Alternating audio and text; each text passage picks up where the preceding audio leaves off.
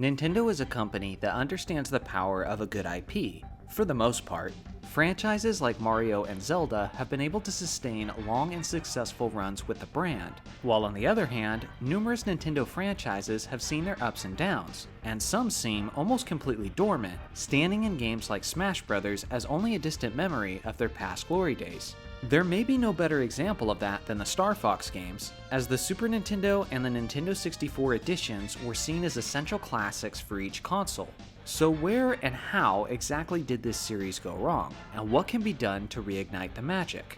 Well, to understand that, we'll take a chronological look at the Star Fox series. In 1993, Nintendo released Star Fox, or Star Wing in Europe and Australia, on the Super Nintendo system. It was a game that was incredibly innovative for its time. With its polygon-style graphics, Star Fox was able to emulate a unique 3D experience on what was primarily a 2D console.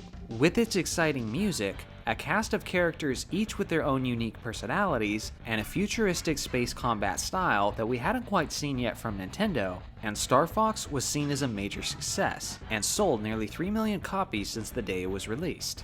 Although this was a pioneering start for the series, it certainly wasn't its apex.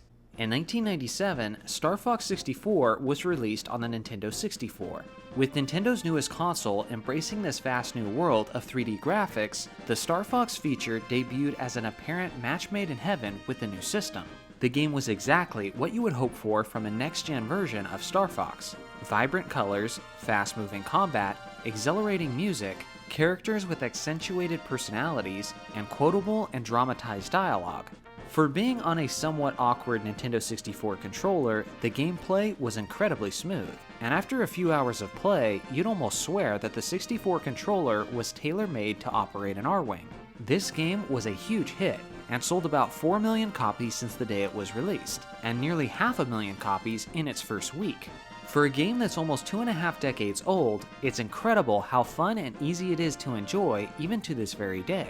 Unfortunately, only 2 games into the franchise, and this would be the prime of the series, as things started to get a little weird after this point. In 2002, Nintendo released the long-awaited Star Fox Adventures on the Nintendo GameCube.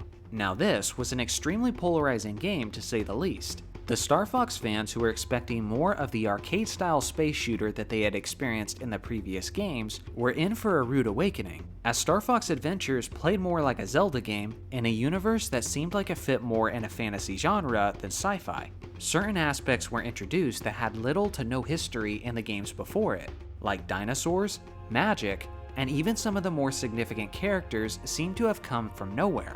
I'll admit, I strongly disliked this game upon release, as it was such a stark contrast from what I had become accustomed to from Star Fox games. But honestly, if you can appreciate this game for what it is, there is a bit of an underrated gem here, as the different atmospheres and gameplay are enjoyable, and being a poor man's version of a Zelda game isn't necessarily a bad thing. The bigger issue with this game is that it was the beginning of Star Fox's biggest problem that's continuously plagued the series. Simply put, it has an identity crisis. Nintendo doesn't seem to have a consistent vision of what Star Fox games are about. Sure, it's an underrated game in a bottle, but Star Fox Adventures also felt like a jarring and unexpected change of pace, especially after the incredible success of Star Fox and Star Fox 64. Even down to the minor details, Adventures feels so much more different than the games before it. Like, why is Fox suddenly arrogant and extremely rude to other characters like Tricky? Did I miss the part where he was suddenly possessed by Falco? Why are significant supporting characters like Kat and Bill nowhere to be seen? Why is Andros completely absent from the story up until the very end, where he feels like he's shoehorned in as the final boss after you deal with General Scales? Well, that's because Andros was shoehorned in, as the basic script and story elements from Star Fox Adventures was initially a completely separate game. In 1999, Rare Studios began working on an adventure game known as Dinosaur Planet. In this game, you have a small Triceratops as a companion, a playable female character is named Crystal, and the main villain is an evil dinosaur named General Scales. Sound familiar? Well, that's because the project caught the attention of Shigeru Miyamoto, and after discussions with Rare, they decided to turn this project into what eventually became Star Fox Adventures. Again, a great game, as was to be expected from Rare Studios. but it also explains why much of the game felt out of place in the Star Fox universe. With many traditional fans being disappointed in the finished product, unfortunately, Star Fox Adventures sold less than half the amount of copies that its predecessor did, Star Fox 64. Like I said before, I grew to like Star Fox Adventures though, so when rumors were swirling of a sequel coming to the GameCube, I and other fans who came to like it felt pretty excited about it. But Nintendo called an audible yet again and switched to Namco Studios for this upcoming project, who was more familiar with flying combat games. This led to Star Fox Assault being released in 2005. This was another fun game and was more in line with the expectations of the original Star Fox fans. The R-Wing combat was much more prominent than it was in Adventures, not to mention how it was also much smoother, had better controls, better atmosphere, better dialogue, a better story, and was more action-packed. Assault also featured a lot of third-person shooter gameplay, which may have been fun to some, but kinda just felt like a disruption from the more exciting R-Wing battles.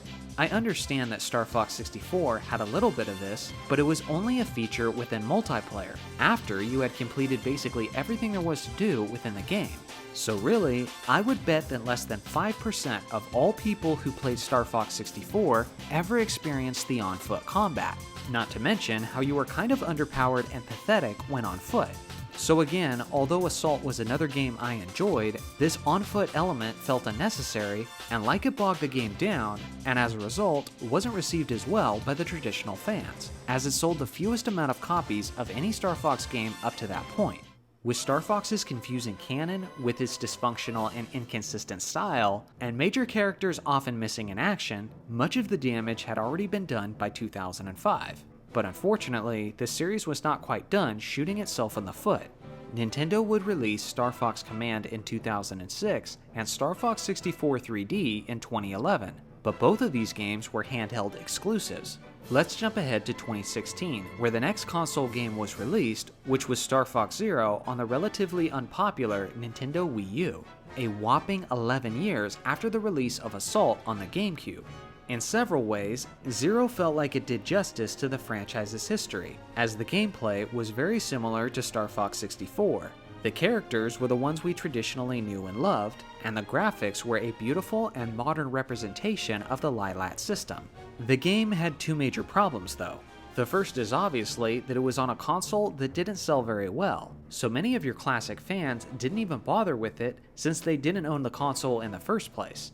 The second major issue was more about how the game operated with the Nintendo Wii U's gamepad, as it heavily leaned upon its motion controls. This was seen as a negative feature by many, including yours truly, as it took one of the special aspects of 64 and Assault and did the exact opposite. The flying felt clunky, awkward, and just simply annoying at times. Combine that with the damage that had been done to the franchise up to that point, and Zero became the worst-selling Star Fox game to date. That was 5 years ago, and as of now, there appears to be no official plans of a new Star Fox console game. As a YouTuber whose paycheck is contingent upon people's engagement, I understand the reluctance to continue a series if it's not performing well. But the frustrating thing is that the reasons why the performance has been so underwhelming seem so easily fixable.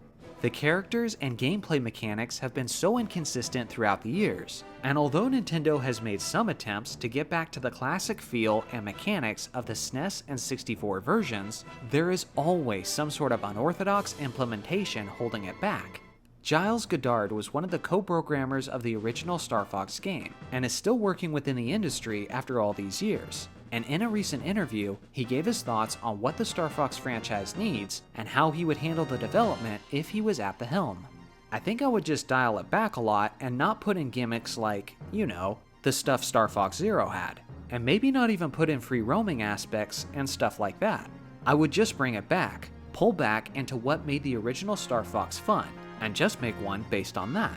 I don't know how popular it would be, but it would be cool to try. Well, I'll tell you as a diehard Star Fox fan, I'm certainly sold.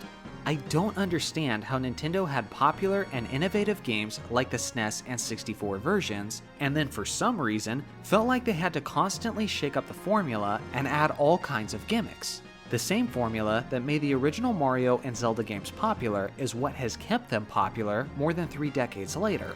Why can't the same be true for Star Fox? Despite the franchise's lack of sales, in an IGN poll, Fox McCloud was once voted as the fans' fourth favorite Nintendo character, behind only Mario, Link, and Samus. So the foundation for a successful franchise is certainly there, but in my opinion, it's simply the execution that's been lacking from the recent additions. As far as I'm concerned, Nintendo needs to go back to the basics, and until they've done that and seen it fail, Star Fox is just too strong of an IP to give up on. So now it's your turn. Do you want to see Star Fox make a comeback? And if so, what would the new game need to get your purchase? Let me know in the comments section below. Thanks for watching as always, make sure to like and subscribe for more Nintendo content, and I'll see you guys in the next video.